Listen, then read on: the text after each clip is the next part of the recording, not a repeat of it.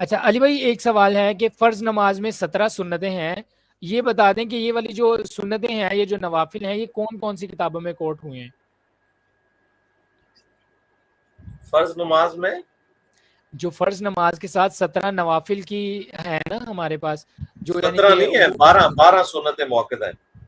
نہیں، وہ اس کے ساتھ 3 وتر اور 2 نوافل انہوں نے عشاء کے بھی جمع کیے ہیں ساتھ. ہاں ہاں ہاں ہاں ہاں، سارے بخاری مسلم میں موجود ہیں. مسلم شریف میں وہ حدیث ہے نا کہ جو شخص فرض کے علاوہ 12 رکھتے پڑے گا اللہ تعالیٰ اس کے لیے جنت میں محل بنا دے گا.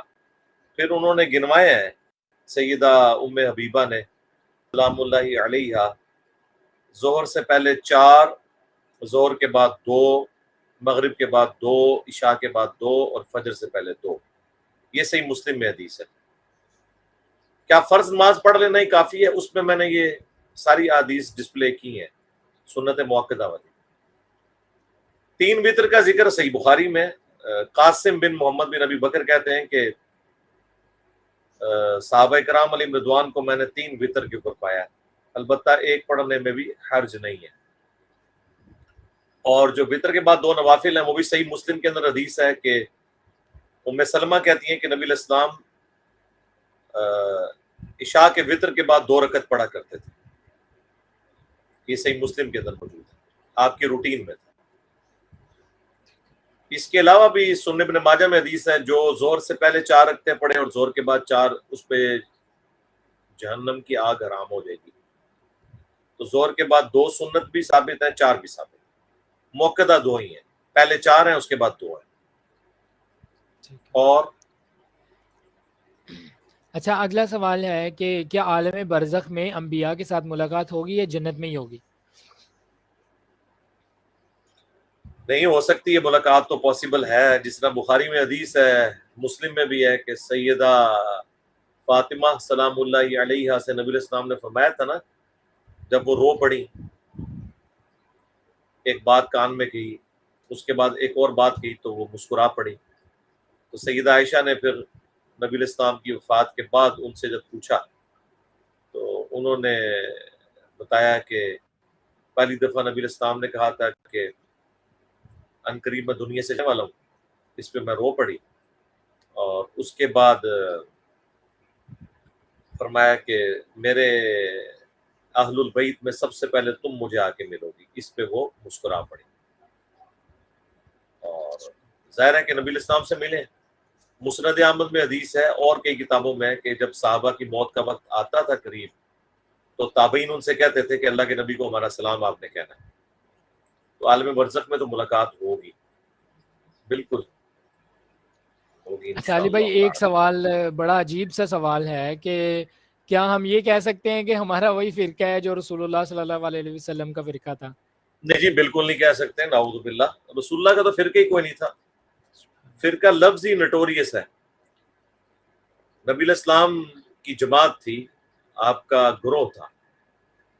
فرقہ تو نٹوریس ورڈ ہے، یہ نہیں کہہ سکتے. ہم وہی کہیں گے جو قرآن میں حضرت ابراہیم علیہ السلام نے ہمارے لیے نام رکھا ہے، قرآن نے اسے انڈورس کیا ہے. وَسَمَّاكُمُ الْمُسْلِمِينَ مِنْ قَبْلُ وَفِي هَذَا مِلَّةَ أَبِيكُمْ إِبْرَاهِيمَ وَسَمَّاكُمُ الْمُسْلِمِينَ مِنْ قَبْلُ وَفِي هَذَا. پیروی کرو ابراہیم کی ملت کی جس نے اس قرآن کے نزول سے پہلے تمہارا نام مسلم رکھا اور اس قرآن میں بھی اللہ نے تمہارا نام مسلم رکھا. تو فرقہ نہیں ہم کہیں گے. فرق عربی میں کہتے ہیں ٹوٹ کے الگ ہونے والے کو. پتے کے لیے بھی فرق کا لفظ استعمال ہوتا ہے کہ وہ مین درخت سے ٹوٹ کے الگ ہو جاتا ہے. اب پتا جو الگ ہوا ہے وہ درخت کو تو فرقہ نہیں کہہ سکتا، وہ پتا خود فرقہ ہوتا ہے. درخت تو اپنی جگہ موجود ہے. تو فرق سٹارٹ ہی وہاں ہوتا ہے جب اصل کو چھوڑ دیا جائے. تو اللہ کے نبی نے تو اصل کو نہیں چھوڑا نا، اللہ کے نبی علیہ السلام تو خود اصل پہ تھے. اس لیے بخاری مسلم میں حدیث ہے کہ میری امت کا ایک گروہ قیامت تک حق پہ قائم رہے گا. فرقہ نہیں کہا گیا. جی نیکسٹ. اچھا علی بھائی اگلا سوال ہے قسمت کے حوالے سے کہ ہم اپنے آپ کو اپنے مقدر پہ کس طریقے سے راضی رکھ سکتے ہیں؟ بخاری مسلم میں حدیث ہے ہمیشہ اپنے سے نیچے والے کو دیکھو، یوں تمہیں اللہ تعالیٰ کی نعمتوں پر قناعت نصیب ہوگی. اپنے سے اوپر نہ دیکھو، یعنی اپنے سے ورسٹ کنڈیشن کے اوپر لوگوں کو دیکھیں تو آپ کو لگے گا آپ کروڑوں نہیں اربوں سے بہتر ہے. یعنی سب سے پہلے تو میں مسلمان سے کہوں گا کہ تم اربوں سے بہتر ہو. بالکل. یہ عرب سے مراد سعودی عرب نہیں، بلینز آف پیپل سے آپ بہتر ہیں، کیونکہ آپ کے دل میں کلمہ ہے. اور بخاری مسلم کی حدیث ہے کہ نبی علیہ السلام نے فرمایا کہ میں آخری دفعہ جب جہنم کی طرف جاؤں گا تو پھر مجھے اللہ تعالیٰ حکم دے گا، اور وہ آخری کھاتا اللہ تعالیٰ کا ہے. جب انبیاء کی شفاعت کا بھی کوٹا مکمل ہو جائے گا نا، پھر اللہ تعالیٰ فرمائے گا کہ ابھی میرا کوٹا باقی ہے. اس کوٹے میں سے جس کے دل میں رائی کے دانے کے برابر بھی ایمان ہے نا، تو آپ اسے نکال لیں جہنم سے.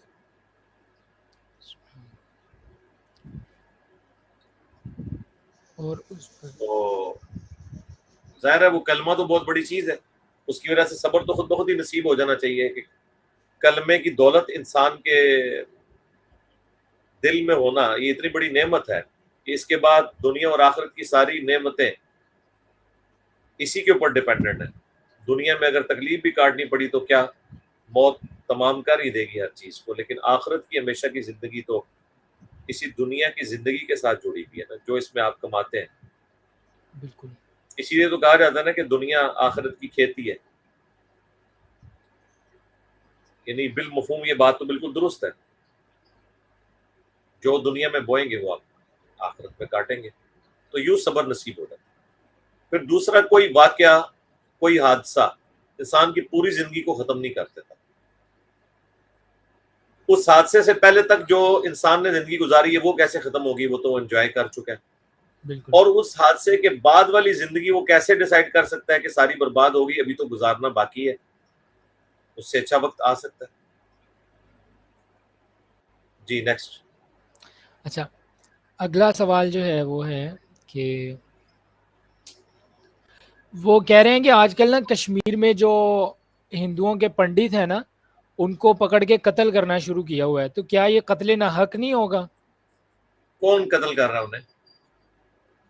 یہ تو انہوں نے نہیں لکھا کوشچن میں، لیکن وہ کہہ رہے ہیں کہ پنڈت جو ہیں ان کو یعنی کہ قتل کیا جا رہا ہے. نہیں، پنڈت کو کون قتل کر رہا ہے؟ ہندو قتل کر رہے ہیں یا مسلمان قتل کر رہے ہیں؟ میں انفارمیشن کے طور پہ پوچھ رہا ہوں. ویسے تو ظاہر ہے جس نے ایک انسان کو قتل کیا پوری انسانیت کا قتل ہے. یہ تو قرآن کی آیت ہے، سورۃ المائدہ کی آیت نمبر 32. تو وہ تو قتل ناحق تو اپنی جگہ ایک جرم ہے نا. میں ویسے پوچھ رہا ہوں کہ مسلمانوں نے تو نہیں کہیں بدلہ اتارنا شروع کر دیا ان سے اپنے زوم میں؟ کشمیری قتل کر رہے ہیں علی بھائی. ظاہر مسلمان ہی کر رہے ہوں گے نا. جی بالکل. اگر وہ کر رہے ہیں تو باز آ جائیں جی، اللہ سے ڈر جائیں. یہ کون سا کام آپ نے پکڑ لیا ہے؟ علمی طریقے سے کسی کی گمراہی اس کے اوپر واضح کریں، قتل کرنے کی ضرورت نہیں ہے. ایون اگر انہوں نے آپ کے ساتھ زیادتی بھی کی ہے تب بھی کورٹ کے تھرو بدلہ لیں گے، خود قانون ہاتھ میں نہ لیں، ورنہ اس کا اینڈ کوئی نہیں ہوگا، بے گناہ لوگ بھی مارے جائیں گے. اس لیے تو ہم کہتے ہیں جوڈیشری کے تھرو ہی جو کچھ ہونا چاہیے. جی نیکسٹ. اچھا علی بھائی، اگلا سوال جو ہے وہ ہے کہ کیا میں اللہ تعالیٰ سے اس طرح دعا کر سکتا ہوں کہ اے اللہ، دنیا اور آخرت کے فائدے کے ساتھ میرے مقدر میں اس آدمی کو لکھ دے، یا اس طرح یعنی کہ یہ آدمی مجھے عطا کر دے اگر یہ دنیا اور آخرت میں میرے لیے بہتر ہے تو؟ ہاں یہ تو دعا کر سکتے ہیں، اگر بہتر ہے تو کر سکتے ہیں نا. وہ جو استخارہ کی دعا ہے صحیح بخاری میں کہ نبی علیہ السلام دنیاوی امور کے لیے دعا تعلیم فرماتے تھے. مشکات کے اندر بھی موجود ہے وہ دعا برکت نفل پڑھنے کے بعد. اس میں یہی ہے کہ اگر یہ معاملہ جو ہونے والا ہے میری دین، دنیا، معیشت اور آخرت کے اعتبار سے بہتر ہے تو میرے لیے اسے آسان کر دے اور مجھے اس پہ راضی کر دے. اور اگر یہ میری دین، دنیا، معیشت، آخرت کے اعتبار سے نقصان دہ ہے تو مجھے اس سے دور کر دے، اسے مجھ سے دور کر دے، اور پھر مجھے اس تقدیر پر راضی بھی کر دے. تو وہ دعا کا ترجمہ تو یہی ہے، اس طرح تو دعا کر سکتے ہیں. اچھا یار ایک علی بھائی بندوں کو آگے. چاہنے کی بجائے اللہ سے محبت کریں. بالکل. اللہ کے ہوتے ہوئے انسان کسی دوسرے انسان کے لیے کیسے تمنا رکھ سکتا ہے کہ میری قسمت میں اس کو لکھ دے؟ سبحان کتنا اللہ. چھوٹا سودا کر رہے ہیں یار. ہم تو اللہ سے نبیوں کو بھی نہیں مانگتے، ہم اللہ سے اللہ کو مانگتے ہیں. سبحان اللہ. سبحان اللہ. الحمدللہ. مجھے بتائیں اللہ سے بڑی اللہ کے دیدار، اس کے قرب اس کی ہمسائیگی سے بڑی کوئی اس کائنات میں نعمت ہو سکتی ہے؟ بالکل بھی نہیں، اس کے بعد تو بالکل کسی نہیں۔ نعمت کی طرف توجہ ہی نہیں جانی چاہیے، باقی ساری چیزیں بعد میں۔ اور یہ جو انبیاء کرام کا پڑوس ہم مانگتے ہیں اللہ سے، وہ اس وجہ سے نہیں کہ ہمیں نبیوں کا پڑوس ملے، وہ اس وجہ سے کہ اللہ تعالیٰ کے دیدار کی جو لذت انبیاء انجوائے کر رہے ہیں، ہمیں بھی اس میں سے کچھ حصہ مل جائے، کیونکہ ہر جنتی اپنے مرتبے اور مقام کے اعتبار سے اللہ تعالیٰ کے دیدار کو انجوائے کرے گا۔ چونکہ مخلوقات میں کوئی مخلوق انبیاء سے بڑھ کے نہیں ہو سکتی، اس لیے پھر ہم کہتے ہیں کہ ہمیں انبیاء کا پڑوس نصیب کر قیامت کے دن۔ بالکل، اللہم انا نسألک جنت الفردوس مع النبیین والصدیقین والشہداء والصالحین، آمین۔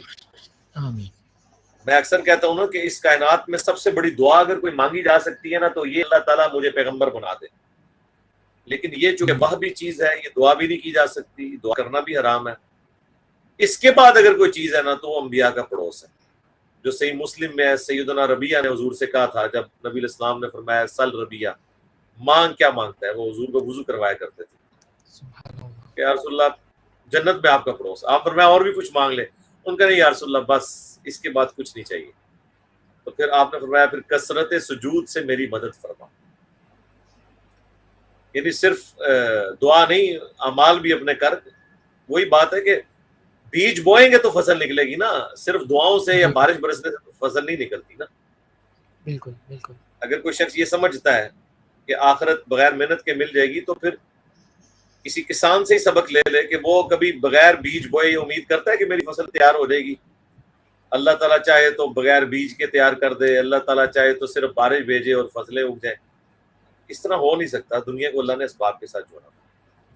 تو نبی علیہ السلام نے بھی آخرت کے حوالے سے فرمایا میں دعا کر دوں گا لیکن کثرت سجود سے میری مدد کرنی ہے تو نے، یعنی اب تیرے اعمال بھی ایسے ہو نا، یہ نہیں کہنا ہے کہ جو کچھ بھی ہے تیرے محبوب کی امت سے، بالکل محبوب یعنی حضور کہہ رہے ہیں کثرت سجود سے میری مدد کر،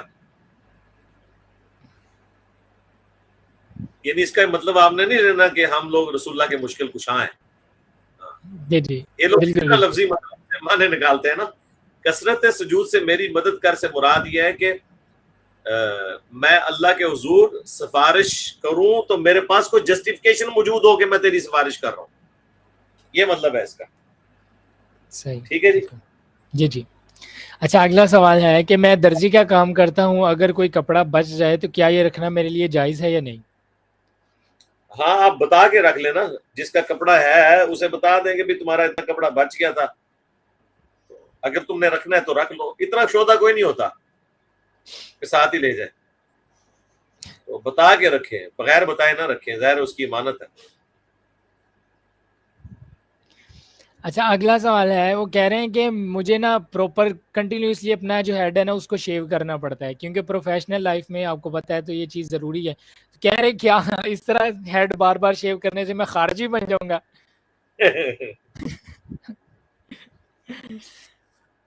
آپ علوی بن جائیں گے۔ سنن نبی داؤد میں حدیث ہے، مولا علی کہتے ہیں جب سے میں نے اللہ کے نبی علیہ السلام سے سنا کہ جس کا کوئی بال خشک رہ گیا غسل میں تو اسے عذاب دیا جائے گا، میں نے اپنے سر کے ساتھ دشمنی کی، میں نے اپنے سر کے ساتھ دشمنی کی، میں نے اپنے سر کے ساتھ دشمنی کی، اور سر کے بال مڑوا دیے۔ مولا علی نے پوری زندگی اپنے سر پہ بال نہیں رکھے۔ تو خارجیوں کی نشانی جو سر منڈانا ہے، تو خارجی لوگوں سے ہم نفرت مولا علی کی وجہ سے کرتے ہیں، تو یہ ان کی ایک نشانی تھی۔ یہ مطلب نہیں ہے کہ جتنے سر منڈانے والے ہیں وہ خارجی ہیں، یعنی جتنے داڑھی والے ہیں سارے سکھ تو نہیں ہے نا، ہاں سکھ بھی داڑھی رکھتے ہیں۔ اصل جو نشانی ان کی بتائی گئی ہے کہ وہ قرآن پڑھیں گے اور حلق سے نیچے نہیں اترے گا، یعنی جو کچھ وہ قرآن پڑھ رہے ہوں گے اس کے مطابق ان کا عمل نہیں ہوگا، قرآن کا ٹرو سینس نہیں وہ لے رہے ہوں گے، صرف نوک پلک درست کریں گے اپنی قرات کے ساتھ، جس طرح آج کل محفل قرات میں قاری حضرات حفاظ اور یہ سارے لوگ کرتے ہیں۔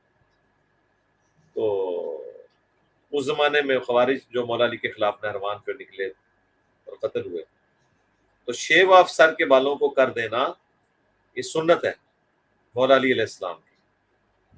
نبی علیہ السلام نے مبارک زندگی میں ہمیشہ سر کے اوپر پورے بال رکھے ہیں، البتہ آپ نے حج اور عمرے کے موقع پر حلق کروایا، اور بخاری میں حدیث ہے نبی علیہ السلام نے 3 دفعہ دعا کی ہے ان لوگوں کے لیے جو حج اور عمرے کے موقع پر بال منڈواتے ہیں، اور 1 دفعہ جو بال کٹواتے ہیں ان کے لیے، قصر والوں کے لیے 1 دفعہ اور حلق والوں کے لیے 3 دفعہ دعا کی ہے۔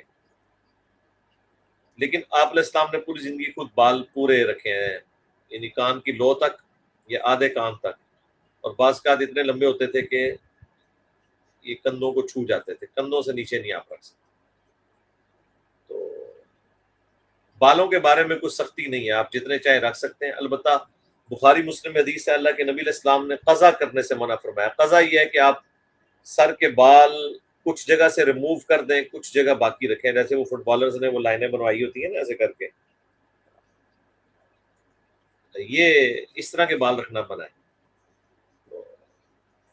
فوجی کٹ اس میں نہیں آتی ہے، ہاں فوجی کٹ میں اگر اس سائڈ کے سارے بال ریموو کر دیے، شیو آف کر دیے، تو پھر فوجی کٹ بھی اس میں آ جائے گی۔ ہاں سائڈ سے ہلکے کروائے اوپر سے بھاری رکھے تو یہ پھر جائز ہے، اس میں کوئی مسئلہ نہیں بھائی، یعنی جو آپ کو آسانی آپ رکھ لیں، شیو آف کرنا ہے شیو آف کر لیں۔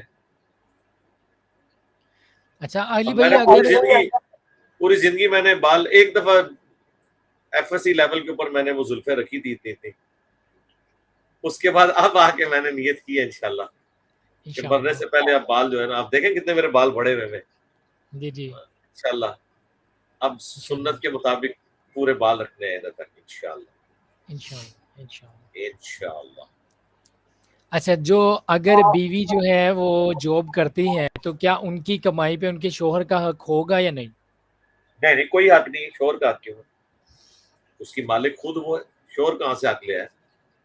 شوہر کے ذمے بیوی بچوں کا نان و نفقہ ہے، بیوی کے ذمے شوہر کا نان و نفقہ نہیں ہے۔ وہ جو جاب کر رہی ہے اس کی اپنی کمائی ہے، وہ نہ وہ لے سکتا ہے اس سے۔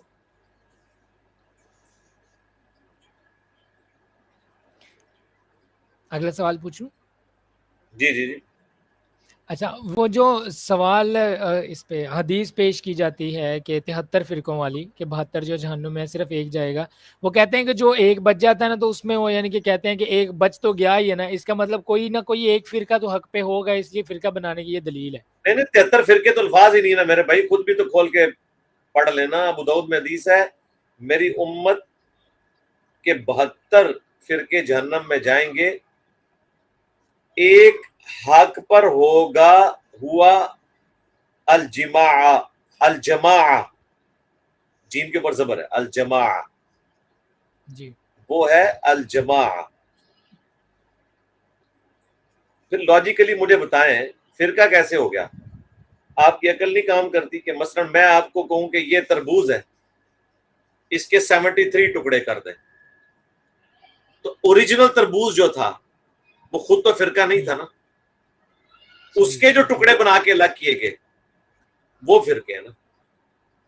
صحیح درخت ہے، ہاں ایک درخت ہے، میں کہتا ہوں اس میں سے 72 پتے آپ توڑ لیں اور ایک اس کے ساتھ لگا رہنے دیں، وہ جو ساتھ لگا ہوا ہے وہ تو اصل ہے، ٹوٹ کے تو یہ الگ ہوئے ہیں۔ فرق کا مطلب ہی ہے ٹوٹ کے الگ ہونا اپنی اصل سے، بالکل یہ لفظ ہی نٹوریس ہے، ان الذین فرقوا دینہم شیعا، بے شک جنہوں نے اپنے دین میں فرقے بنائے اور گروہوں میں بٹ کے، لست منہم فی شیء، نبی تمہارا ان سے کوئی تعلق نہیں۔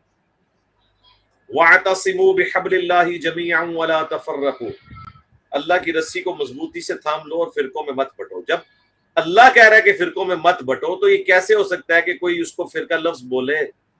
آپ کیوں گالی دینا چاہ رہے ہیں؟ فرقے کی گالی نہ دیں اسے۔ طائفہ منصورہ ہے بخاری مسلم میں، ایک گروہ جو کامیاب ہوگا۔ ہاں فرقے کا لفظ لغت کے معنوں میں یوز ہو سکتا ہے، جیسے صحیح مسلم میں ہے کہ میری امت فرقتان ہو جائے گی میرے بعد، ان میں سے حق کے قریب اقرب الی الحق وہ ہوگا جو خوارج کے ساتھ قتال کرے گا، جو تیسری جماعت ان میں سے نکلے گی.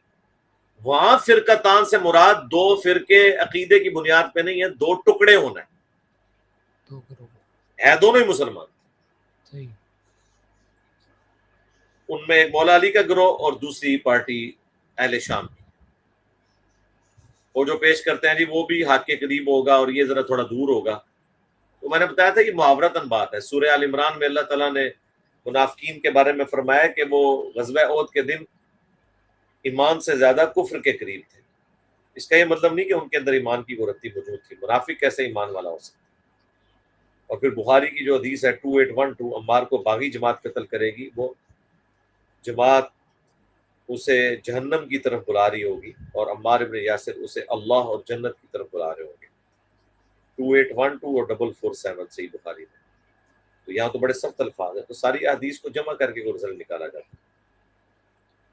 تو ان معنوں میں فرقتان ہو سکتا ہے، ٹکڑے ہو سکتے ہیں. جیسے پاکستان کے 4 یعنی صوبے ہیں، لیکن یونٹ تو ایک ہی ہے نا. ٹوٹ کے الگ تو نہیں ہوا. جو الگ ہوا وہ بنگلہ دیش بن گیا. صحیح. اچھا اگلا جی کوشچن ہے کہ کیا عورت کا خالو اور پھوپھا سے چہرے کا پردہ ہے یا نہیں؟ ہاں جی پردہ ہے، کیوں نہیں ہے. غیر محرم ہے اس کے لیے. ٹھیک ہے. اچھا علی بھائی، وہ جو یاسین ملک بھائی والا جو ایشو چل رہا ہے جو کشمیر میں انہوں نے کیا تھا، تو وہ کہہ رہے ہیں کہ ابھی تک اس پہ آپ کی کوئی ریکارڈنگ نہیں ہوئی اس معاملے پہ. ہاں جی ہم ڈنکے کی چوٹ کے اوپر کنڈیم کرتے ہیں اسے، جو ایکٹیویٹی وہاں پرفارم ہوئی ہے. میرا خیال ہے، امید ہے انشاءاللہ ریویو پٹیشن میں وہ ایشو ایڈریس ہو جائے گا. انشاءاللہ. وہ زیادہ دیر تک رہے گا نہیں. اس کی وجہ ہے کہ وہ تو بڑی پولیٹیکل طریقے سے اسٹرگل کر رہے ہیں. انہوں نے تو ہتھیار بھی نہیں اٹھائے ہوئے، اور ایک ٹرو جو ڈیموکریٹک طریقہ ہے اسٹرگل کرنے کا اس ماڈرن ورلڈ میں، وہ اسے فالو کر رہے ہیں. ہماری دعائیں ان کے ساتھ ہیں، اللہ تعالیٰ ان کے لیے آسانیاں فرمائے. اب تو ماشاءاللہ انہوں نے داڑھی شریف بھی تھوڑی بڑھائی لی ہے.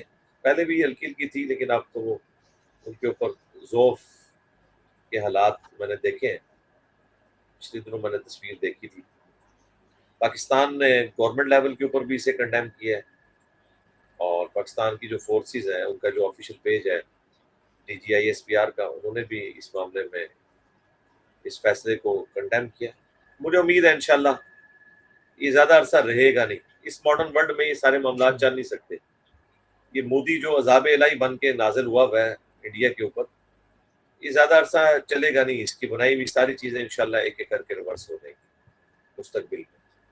انڈیا کے مزاج میں نہیں یہ بیٹھتی. انڈیا میں ایک سیکولر نظام ہے، اور وہ مسلمانوں کے لیے تو بہت بڑی نعمت ہے. کم از کم تمام مذاہب کے لوگوں کو اپنی آزادی کے ساتھ زندگی گزارنے کا حق دیتے ہیں آئینی طور پر. لیکن یہ اب مودی کے ڈر کی وجہ سے میڈیا بھی وہاں پہ خاموش ہے، عدالتیں بھی دبی ہوئی ہیں. انشاءاللہ جب یہ عذاب ٹلے گا تو خود بخود معاملات ٹھیک ہو جائیں گے. ڈاکٹر ذاکر نائک کو بھی بیچاروں کو اسی وجہ سے نکلنا پڑا ہے نا، غریب الوطنی، اسی جو حکومت کی وجہ سے. ہماری دعائیں ساتھ ہیں جی ان کے. اللہ تعالیٰ ان کے لیے آسانیاں فرمائے. میں تو یار ہمیشہ ہی دعا کرتا ہوں، کوئی دن ایسا نہیں گزرتا جب میں دنیا کے تمام مسلمانوں کے لیے عموم اور انڈیا اور کشمیر کے مسلمانوں کے لیے، چائنا کے مسلمانوں کے لیے بالخصوص دعا نہ کروں. جی نیکسٹ. ربی انی لما انزلتا، کیا یہ دعا سجدے میں مانگ سکتے ہیں؟ ہم مانگ سکتے ہیں. یہ حضرت موسیٰ علیہ السلام کی دعا ہے نا، انہوں نے مانگی تھی. جی مانگے، کیوں نہیں مانگ سکتے.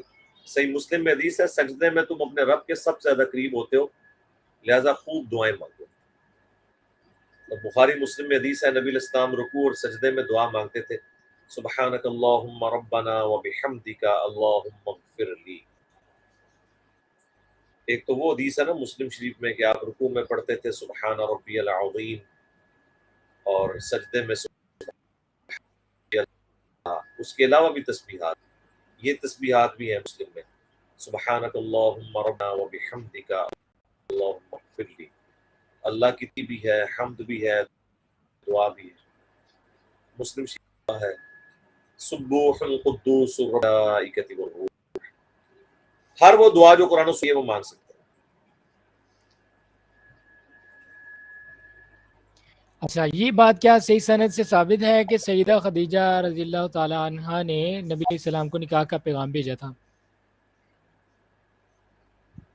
سنا تو ایسے ہی ہے، میرے علم میں نہیں ہے اس کی تفصیلات، سیرت کی کتابوں میں تو ایسے ہی لکھا ہے.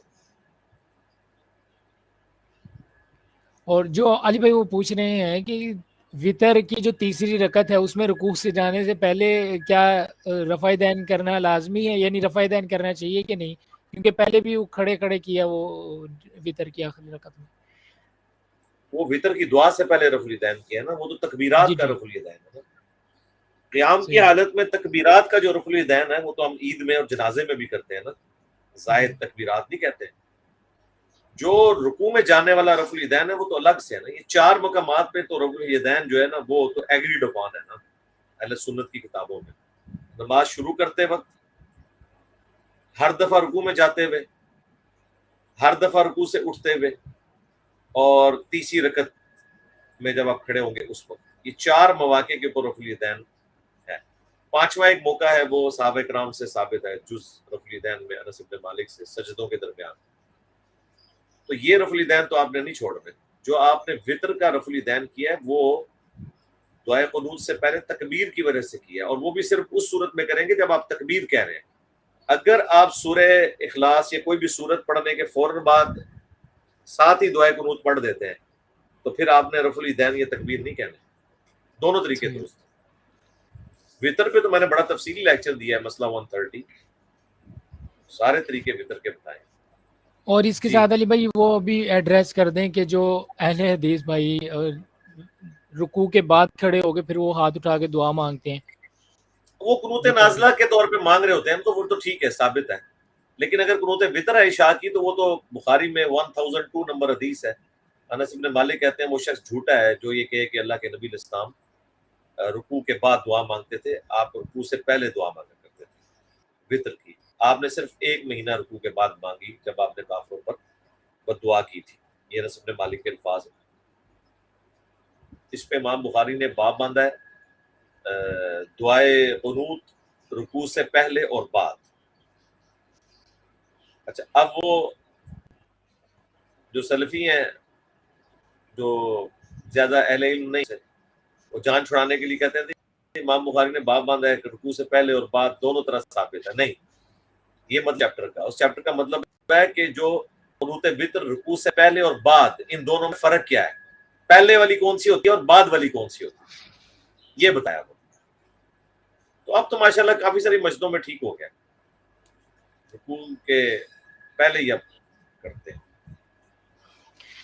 اچھا علی بھائی ایک اور سوال ہے اور یہ آخری سوال ہے، اس کے بعد انشاءاللہ آپ دعا کروا دیجئے. وہ یہ ہے کہ میرے والد صاحب جو ہیں وہ فوت ہو چکے ہیں اور وفات کے 1 ہفتے بعد میری والدہ نے ان کو خواب میں دیکھا اور انہوں نے کہا کہ یہاں میں بہت زیادہ خوش ہوں. تو اس کی کیا تعبیر ہو سکتی ہے؟ یہی خواب میری والدہ کے ساتھ بھی ہوا ہے، تو اس کے بارے میں بتائیں کچھ ہے کوئی اگر ڈیٹیلز. اللہ کرے جی ایسا ہی ہو. آمین. وثوق کے ساتھ تو ہم آخرت کے فیصلے نہیں کر سکتے. ظاہر ہے کہ اب آخرت کا معاملہ جب تک ہم دیکھ نہ لیں ہم حسن ظن رکھتے ہیں. اللہ کرے کہ ایسا ہی ہو.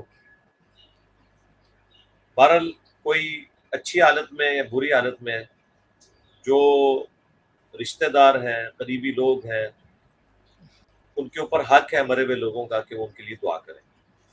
دعا سے کوئی شخص استثناء حاصل نہیں کر سکتا. سورۃ الحشر کی آیت نمبر 10 میں اللہ تعالیٰ نے فرمایا ربنا اغفر لنا ولاخواننا الذین سبقونا بالایمان. اہل ایمان ہم سے دعا کرتے ہیں کہ اللہ ہمیں بخش دے اور ہم سے پہلے جتنے ایمان کی حالت میں دنیا سے گئے انہیں بھی بخش دے. ان کے لیے دعا کریں. سنن ابن ماجہ میں حدیث ہے ایک شخص کا جنت میں مرتبہ بلند ہوتا ہے تو وہ اللہ سے پوچھتا ہے کہ یہ میرا عمل تو نہیں تھا، تو اللہ تعالیٰ فرماتا ہے تیرے بیٹے نے تیرے لیے دنیا میں استغفار کی جس کی وجہ سے میں نے تیرا یہ درجہ بلند کر دیا. سبحان اللہ. اصالہ ثواب کے 10 طریقے، میری ویڈیو آلموسٹ 8 سے 1.5 سال پہلے ریکارڈ ہوئی تھی. آلموسٹ 1.5 سال پہلے 1 ملین کراس کر چکی ہے وہ. ماشاء اللہ۔ اس میں 100 کے قریب احادیث اور آیات ہم نے ڈسپلے کروائی تھی۔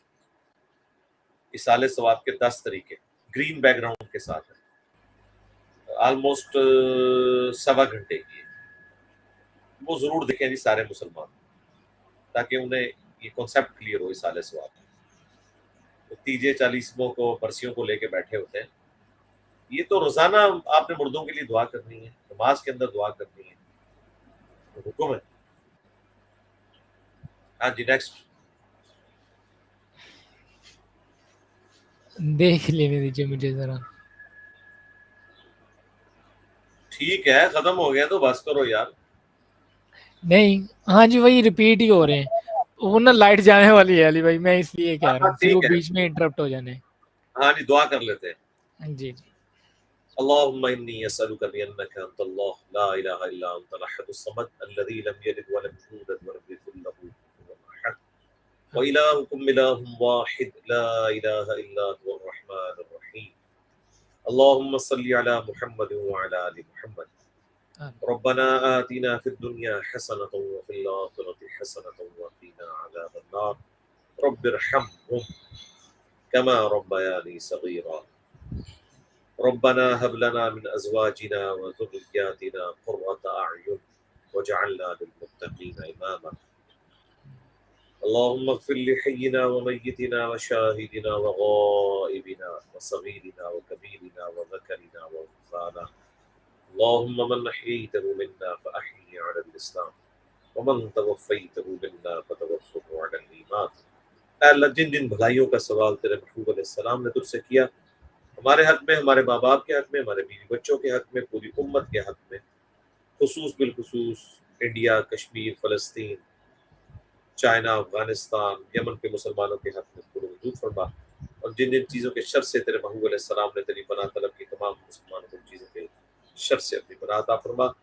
ختم نبوت صلی اللہ علیہ وآلہ وسلم کی برکت سے یہ جو نبیوں والا کام ہمیں ٹرانسفر ہوا ہے، اللہ پورے اخلاص کے ساتھ اپنے محبوب صلی اللہ علیہ وآلہ وسلم کی مبارک دعوت پوری دنیا میں پہنچانے کی توفیق عطا فرما، اور کسی بھی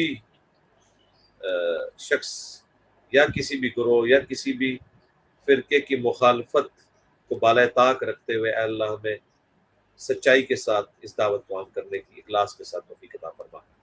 سبحان ربک رب العزت عما یصفون وسلام علی المرسلین والحمد للہ رب العالمین۔ آمین۔